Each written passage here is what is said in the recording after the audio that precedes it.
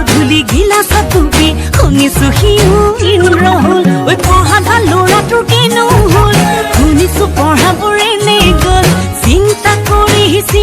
কৰি জতা ধাৰি জীৱ হ'ল